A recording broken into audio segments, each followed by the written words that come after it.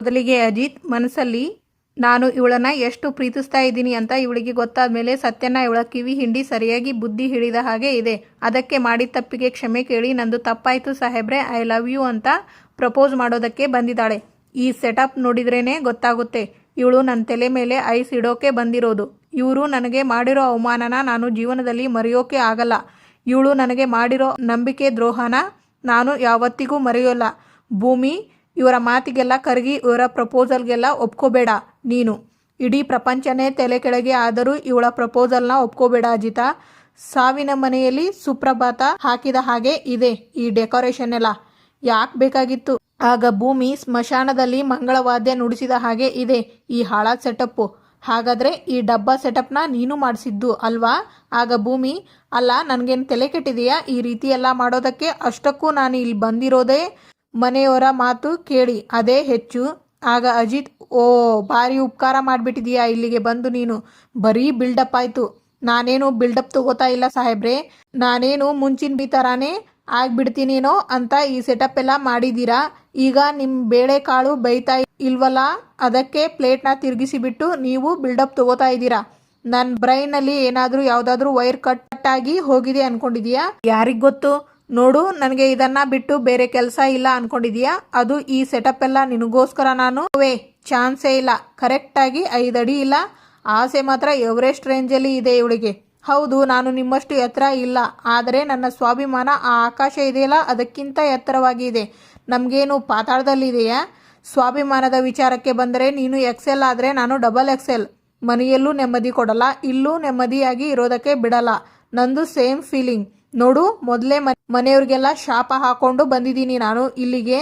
ಓ, ನಾನೇನು ಬಯಸಿಕೊಂಡು ಬಂದಿರೋ ಥರ ನಾನು ಬಯಸ್ಕೊಂಡೇ ಬಂದಿರೋದು. ಈಗ ಏನು ಪ್ರಾಬ್ಲಮ್ ನಿಂದು? ನಿಮ್ದೇನು ಪ್ರಾಬ್ಲಮ್?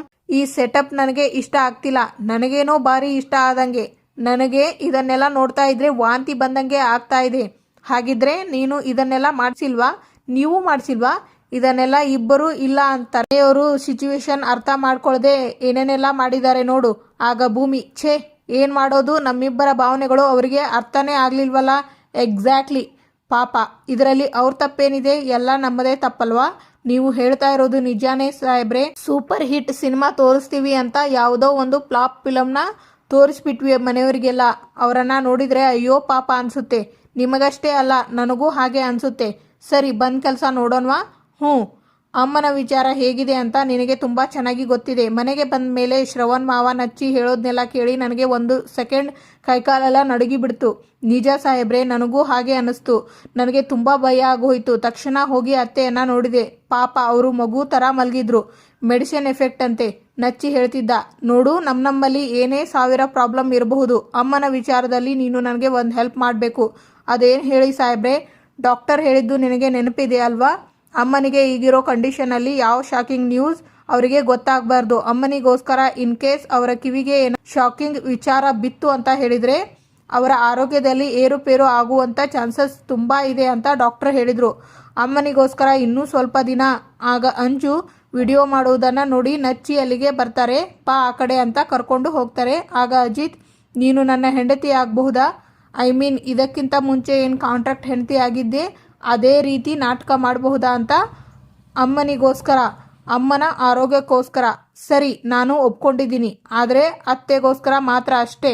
ಇನ್ನೇನು, ಬಂದ್ ಕೆಲಸ ಮುಗೀತಲ್ಲ, ನಡಿ ಮನೆಗೆ ಹೋಗೋಣ. ಅಪ್ಪಿ ತಪ್ಪಿ ಏನಾದರೂ ಚಿರ್ಕೆ ಹೊಡೆದ? ಹೌದು, ನನಗೆ ಹೌದು, ಇಲ್ಲಿರೋದು ನೀವು ಒಬ್ಬರೇ. ನಿಮ್ಮನ್ನೇ ಚಿಟ್ಕೆ ಹೊಡೆದು ನಾನು ಕರೆದಿದ್ದು. ಏನು ವಿಷಯ ಏನಪ್ಪ ಅಂದರೆ ನನ್ನೊಂದಷ್ಟು ಕಂಡೀಷನ್ಸ್ ಇದೆ. ನಿಮ್ಮ ಹೆಂಡತಿಯಾಗಿ ನಾಟಕ ಮಾಡೋದಕ್ಕೆ ನನಗೇನು ಪ್ರಾಬ್ಲಮ್ ಇಲ್ಲ. ಆದರೆ ನನ್ನದೇ ಆದಂಥ ಒಂದು ಟರ್ಮ್ ಕಂಡೀಷನ್ಗಳು ಎಲ್ಲ ಇದೆ. ನೀವು ಅದಕ್ಕೆ ಒಪ್ಕೊಂಡ್ರೆ ಮಾತ್ರ ಕಾಂಪ್ರಮೈಸ್ಗಳು ಆಗುತ್ತೆ. ಕಲ್ತಿದ್ದು 2-3 ಇಂಗ್ಲಿಷ್ ವರ್ಡ್ಸ್ಗಳನ್ನು ಎಲ್ಲಿ ಯಾವಾಗ ಯೂಸ್ ಮಾಡಬೇಕು ಅನ್ನೋ ಮಿನಿಮಮ್ ಕಾಮನ್ ಸೆನ್ಸ್ ಇಲ್ಲ. ಗ್ಯಾಪ್ ಎಲ್ಲಿ ಸಿಕ್ತು ಅಂತ ಹೇಳಿದರೆ ಅಲ್ಲೆಲ್ಲ ಯೂಸ್ ಮಾಡಿಬಿಡ್ತೀಯಾ ಅಲ್ವಾ? ಈ ಟರ್ಮ್ಸ್ ಆ್ಯಂಡ್ ಕಂಡೀಷನ್ಗೆಲ್ಲ ಒಪ್ಪಿಗೆ ಇಲ್ಲ ಅಂದರೆ ಫಿನಿಶ್. ನೀವು ಆ ಕಡೆ, ನಾನು ಈ ಕಡೆ ಅಷ್ಟೇ. ನನಗೆ ಟರ್ಮ್ಸ್ ಆ್ಯಂಡ್ ಕಂಡೀಷನ್ಸ್ನ ಈ ಅಜಿತ್ ರಾಮನಾರಾಯಣ್ಗೆ ಎಮೋಷ್ನಲ್ ಬ್ಲ್ಯಾಕ್ ಮೇಲ್. ಸರಿ, ಅದೇನು ನಿನ್ನ ಟರ್ಮ್ಸ್ ಆ್ಯಂಡ್ ಕಂಡೀಷನ್ಸ್ ಅಂತ ಹೇಳು. ಕಂಡೀಷನ್ ನಂಬರ್ 1, ಅತ್ತೆ ಮುಂದೆ ಆಗಲಿ, ಮನೆಯವರ ಮುಂದೆ ಆಗಲಿ, ರೂಮಲ್ಲೇ ಆಗಲಿ, ಎಲ್ಲಾದರೂ ಆಗಲಿ ನನ್ನ ಚಿನ್ನ ಬಂಗಾರ ಮುದ್ದು ಅಂತ ಎಲ್ಲ ಕರೆಯಂಗಿಲ್ಲ. ನನಗೂ ಏನೂ ಇಷ್ಟ ಇಲ್ಲ. ನೆಕ್ಸ್ಟ್, ಇಷ್ಟ ಇಲ್ಲದೆ ಹೋದರೂ ಕರಿತಿರಲ್ಲ ಸಾಹೇಬ್ರೆ. ಬೈ ಚಾನ್ಸ್ ಆ ಅನಿವಾರ್ಯತೆ ಏನಾದರೂ ಬಂದರೆ ನನ್ನ ಪರ್ಮಿಷನ್ ಕೇಳಿ ಆಮೇಲೆ ನೀವು ಚಿನ್ನ ಮುದ್ದು ಬಂಗಾರ ಅಂತೆಲ್ಲ ಕರಿಬೇಕು, ಸರಿನಾ? ಆಮೇಲೆ ಈ ಹೊಸ ನಮ್ಮ ನಾಟಕಕ್ಕೆ ಗಡುವು 1 ತಿಂಗಳು ಮಾತ್ರ. 1 ತಿಂಗಳ? ಇದ್ಯಾವ ಥರ ಲೆಕ್ಕ? ಈ 1 ತಿಂಗಳಲ್ಲಿ 2 ವಿಷಯಕ್ಕೆ ನಾನು ಪ್ರಾಯಶ್ಚಿತ ಮಾಡ್ಕೋತೀನಿ. ಪ್ರಾಯಶ್ಚಿತನ? ಅಂಥ ತಪ್ಪು ನೀನೇನು ಮಾಡಿದೀಯಾ? ನಿಮ್ಮ ಜೊತೆ ನಾಟಕದ ಮದುವೆ ಆದಮೇಲೆ ಪಾಪ ಅಂಜು ಜೀವನ ಹಾಳಾಯಿತು. ಇದಕ್ಕೆ ನೀವು ಎಷ್ಟು ಕಾರಣನೋ ನಾನು ಅಷ್ಟೇ ಕಾರಣ. ಅದಕ್ಕೆ ನಿಮ್ಮ ಜೊತೆಯಲ್ಲಿ ನಾನು ನಿಂತು ಅಂಜು ಮತ್ತೆ ನಚ್ಚಿ ಮದುವೆನ ನಡೆಸಿಕೊಡ್ಬೇಕು. ಪ್ರಾಯಶ್ಚಿತ ನಂಬರ್ 1. ಓಕೆ. ನಂಬರ್ 2, ಈ ಒಪ್ಪಂದದ ಮದುವೆ ಈ ಟೆನ್ಷನ್ಗಳ ಮಧ್ಯದಲ್ಲಿ ನಮ್ಮಪ್ಪನ ಕನಸೇ ನಾನು ಮರ್ತ್ಬಿಟ್ಟಿದ್ದೆ. ಆ ತಪ್ಪಿಗೆ ಪ್ರಾಯಶ್ಚಿತವಾಗಿ ನಾನು ಪೊಲೀಸ್ ಕಾನ್ಸ್ಟೇಬಲ್ ಆಗ್ತೀನಿ. ಈ ಆಸೆನ ನೀನು ನನಗೆ ಹೇಳೇ ಇಲ್ಲ. ಅದು ಸರಿ, ಇದನ್ನೆಲ್ಲ ನಾನು ಯಾಕೆ ನಿಮ್ಮ ಹತ್ರ ಹೇಳಬೇಕು? ನಮ್ಮಿಬ್ಬರ ಒಪ್ಪಂದ ಮುಗಿದ ಮೇಲೆ ನನಗೂ ನಿಮಗೂ ಏನಿದೆ? ನಿಮ್ಮ ದಾರಿ ನಿಮಗೆ, ನನ್ನ ದಾರಿ ನನಗೆ, ಅಷ್ಟೇ ಅಲ್ವಾ?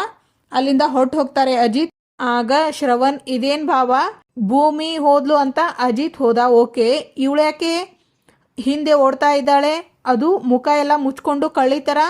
ಆಗ ನಚ್ಚಿ, ಮಾವ ಡೋಂಟ್ ವರಿ, ನಾನು ನೋಡ್ಕೋತೀನಿ. ಎಲ್ಲ ವಿಚಿತ್ರವಾಗಿದೆ, ಒಂದು ಅರ್ಥ ಆಗಲ್ಲ ಈ ಮನೆಯಲ್ಲಿ. ಆಗ ನಚಿಕೇತ್, ಗಂಡ ಹೆಂಡತಿ ಕಾಂಪ್ರಮೈಸ್ ಆಗೋ ಜಾಗದಲ್ಲಿ ನಿನಗೇನೆ ಕೆಲಸ? ಅವರನ್ನು ಸ್ಟಾಪ್ ಮಾಡ್ತಾ ಇದ್ದೀಯಾ? ಆ್ಯಂಡ್ ಕ್ಯಾಮ್ರಾ ಅಲ್ಲಿ ಬೇರೆ ರೆಕಾರ್ಡ್ ಮಾಡ್ತಾ ಇದ್ದೆ ಅವರನ್ನು. ನಿನ್ನಿಂದ ಇಷ್ಟು ಚೀಪ್ ಬಿಹೇವಿಯರ್ನ ನಾನು ಎಕ್ಸ್ಪೆಕ್ಟ್ ಮಾಡಿರಲಿಲ್ಲ ಅಂಜು.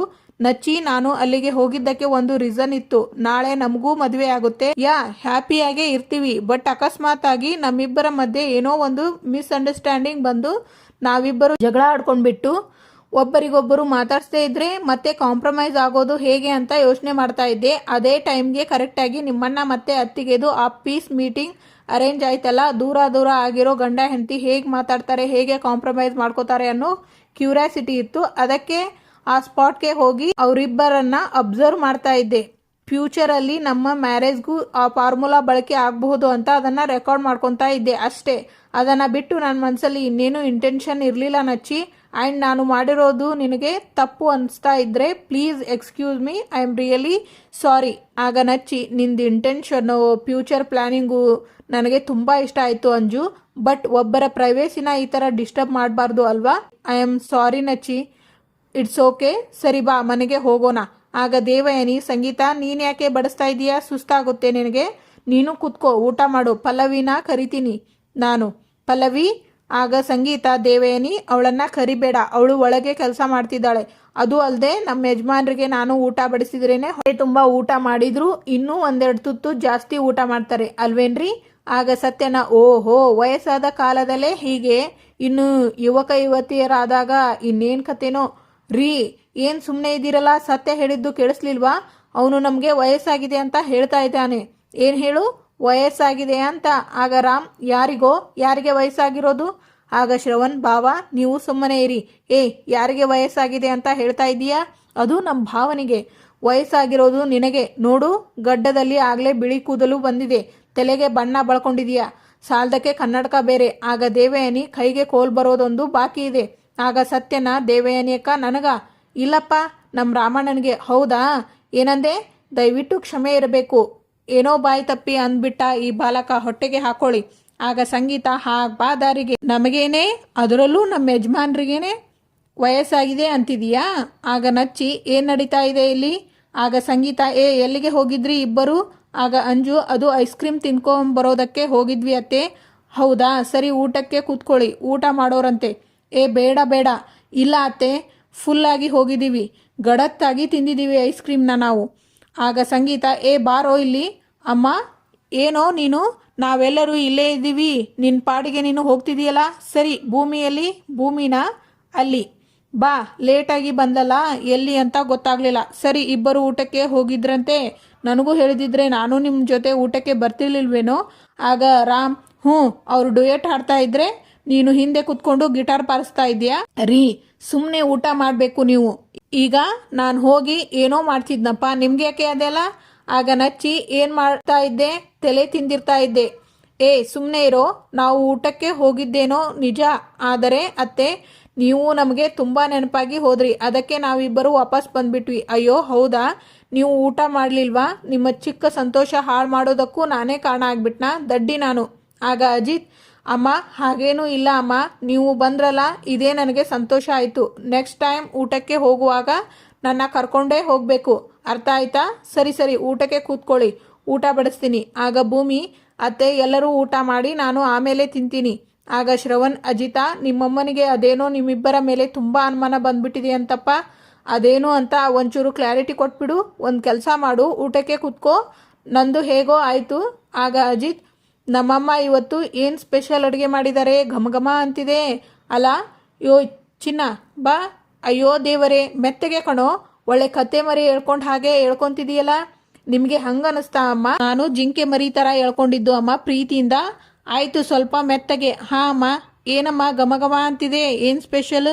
ಓಹೋ, ನನ್ನ ಫೇವ್ರೆಟ್ ಸಾಂಬಾರ್ ಅಮ್ಮ. ನಿನ್ನ ಕೈ ಅಡುಗೆ ತಿನ್ನೋದಕ್ಕೆ ಅನಿಸುತ್ತೆ, ಅಲ್ಲಿ ಊಟ ಮಾಡಿದಿರಾ ನಾನು ಇಲ್ಲಿಗೆ ಬಂದಿದ್ದು. ಅಪ್ಪ ಏನಮ್ಮ ಇಷ್ಟೊಂದು ಘಮ ಅಂತಿದೆ? ಆಗ ಸಂಗೀತ, ಅಜಿತಾ ಏನೋ ಯೋಚನೆ ಮಾಡ್ತಾ ಇದೀಯಾ? ನಾನು ಹೇಳಿಲ್ವಾ ನೀವಿಬ್ಬರು ಮೊದಲಿನ ಥರ ಇಲ್ಲ, ಬದಲಾಗಿದ್ದೀರಾ ಅಂತ? ಯಾವಾಗಲೂ ಭೂಮಿಗೆ ಮೊದಲನೇ ತುತ್ತು ಕೊಟ್ಬಿಟ್ಟು ತಾನೇ ನೀನು ಊಟ ಮಾಡ್ತಾ ಇದ್ದಿದ್ದು. ಈಗ ಯಾಕೆ ನಿನ್ನ ಪಾಡಿಗೆ ನೀನು ಊಟ ಮಾಡ್ತಾ ಇದೀಯಾ? ಅಮ್ಮ ನಿಮಗೆ ಹಾಗನ್ನಿಸ್ತಾ? ಅನ್ನ ತುಂಬ ಬಿಸಿ ಇತ್ತಲ್ಲಮ್ಮ, ಭೂಮಿಗೆ ಪಾಪ ತಿನ್ಸಿದ್ರೆ ಬಾಯಿ ಸುಟ್ಟು ಹೋಗ್ಬೋದು ಅನ್ನೋ ಕನ್ಸನ ಉಫ್ ಅಂತ ಮಾಡೋಣ ಅಂತ ಅನ್ಕೊಂಡೆ. ನೀವು ಅವಸರದಲ್ಲಿ ಈ ಮಾತು ಕೊಟ್ಬಿಟ್ರಿ ಅಷ್ಟೇ. ಹೌದಾ? ಅಯ್ಯೋ ನಿಜವಾಗ್ಲೂ ಅಮ್ಮ. ಸರಿ, ನನಗೆ ಗೊತ್ತಾಗ್ಲಿಲ್ಲ. ಆಯಿತು, ಊಟ ಮಾಡಿಸು ಅಂತಾರೆ ಅಜಿತ್. ಕೋಪದಲ್ಲಿ ನನಗೆ ಬೇಡ ಅಂತಾಳೆ ಭೂಮಿ. ಮತ್ತೆ ಅವರ ಅತ್ತೆ ಮುಖ ನೋಡಿಕೊಂಡು ಸ್ಮೈಲ್ ಮಾಡ್ತಾ, ನನಗೆ ಬೇಡ ಸಾಹೇಬ್ರೆ. ಚಿನ್ನ ಇಬ್ಬರು ಕನ್ಸನ್ನೇ ಮಾಡ್ತಾರೆ. ಅಮ್ಮ ಕಣ್ ಬಿಡ್ತಿದ್ದಾಳೆ, ಅಮ್ಮ ಕಣ್ ಬಿಡ್ತಿದ್ದಾಳ. ಎಲ್ಲಿ ಭೂಮಿ? ಬಾಯಿ ಬಿಡು ಅಂದರೆ ಕನ್ಯಾಕೆ ಬಿಡ್ತಿದ್ಯಾ? ಬಾಯಿ ಬಿಡು. ಅತ್ತೆ, ನಾನು ಕಣ್ ಬಿಡ್ತಿರ್ಲಿಲ್ಲ ಅತ್ತೆ, ಅದು ಆವಾಗಲೇ ಹೇಳಿದ್ನಲ್ವಾ ನನಗೆ ಊಟ ಬೇಡ, ನೀವೆಲ್ಲ ಊಟ ಮಾಡಿ ನಾನು ಆಮೇಲೆ ತಿಂತೀನಿ ಅಂತ. ಅದನ್ನು ಕಣ್ಣಲ್ಲೇ ಸಾಹೇಬ್ರಿಗೆ ಹೇಳ್ತಾ ಇದ್ದೆ ಅಷ್ಟೇ ಅತ್ತೆ. ಆಗ ನಚ್ಚಿ ಅತ್ತಿಗೆ, ಈಗ ಬೇಕು ಅಂತ ಕಣ್ಣಲ್ಲೇ ಹೇಳಿ. ಅಯ್ಯೋ, ಅವಳು ಯಾವುದರಲ್ಲೂ ಹೇಳೋದು ಬೇಡ, ನೀನು ಸುಮ್ಮನೆ ಇರೋ. ಅಜಿತಾ ನೀನು ಅವಳಿಗೆ ಊಟ ಮಾಡಿಸು. ಭೂಮಿ ನೀನು ಊಟ ಮಾಡು. ಅಮ್ಮ ಬಾಯಿ ತೆಗಿತಾ ಇಲ್ಲ, ಬಾಯಿ ತೆಗಿ ಅಂತ ತಿಂತಾರೆ. ಇನ್ನೊಂದ್ಸಲ ತಿನ್ಸು. ಹಾಂ ಅಮ್ಮ, ಅದೇ ಕೆಲಸ, ಬೇಗ ತಿನ್ನು. ನೀನೇ ತಿಂತಾ ಇದೆಯಲ್ಲ, ಅವನಿಗೂ ತಿನ್ಸು. ಹಪ್ಪಳ ತಗೊಂಡು ಹೋಗಿ ಬಾಯಲ್ಲಿ ತುರುಕ್ತಾರೆ ಅಜಿತ್ಗೆ. ಆಗ ಎಲ್ಲರೂ ಶಾಕಲ್ಲಿ ನೋಡ್ತಾರೆ. ಇವತ್ತಿಗೆ ಇಲ್ಲಿನ ಸಂಚಿಕೆ ಮುಕ್ತಾಯವಾಗುತ್ತದೆ. ಮುಂದಿನ ಸಂಚಿಕೆಯಲ್ಲಿ ಆಗ ಭೂಮಿ, ನಾನು ಏನಂತ ಕಂಡೀಷನ್ ಹಾಕಿದ್ದೆ, ನಿಮಗೆ ನನ್ನ ಪರ್ಮಿಷನ್ ಇಲ್ಲದೆ ನೀವು ನನ್ನನ್ನು ಚಿನ್ನ, ಮುದ್ದು, ಬೆಳ್ಳಿ, ಬಂಗಾರ ಅಂತೆಲ್ಲ ಕರಿಬಾರ್ದು ಅಂತ ಹೇಳಿದ್ದೆ ತಾನೆ. ನಾನು ಬೇಕು ಅಂತ ಮಾಡಿದ್ದಲ್ಲ, ಮಾಡಿದ ತಪ್ಪಿಗೆ ಶಿಕ್ಷೆ ಅನುಭವಿಸ್ಬೇಕು. ಏನಾ ಶಿಕ್ಷೆ? ನಾನು ಈ ರೂಮ್ಗೆ ಬಂದ ತಕ್ಷಣ ಸರಸರ ಅಂತ ಹೋಗಿ ನನ್ನ ಬಟ್ಟೆನೆಲ್ಲ ಜೋಡಿಸಿ ಇಟ್ಬಿಟ್ಟಿದ್ದೀನಿ. ಅದನ್ನು ನೀವು ತಗೊಂಡು ನನ್ನ ಟ್ರಂಕಿಗೆ, ನನ್ನ ಸುಟ್ಕೇಸ್ಗೆ ನೀವೇ ವಾಪಸ್ ಜೋಡಿಸಿಡಬೇಕು. ಅದು ಕ್ಲೀನಾಗಿ, ನಿಧಾನ, ಜೋರಾಗಿ ಒಗಿತಾರೆ Ajit. Thank you for watching.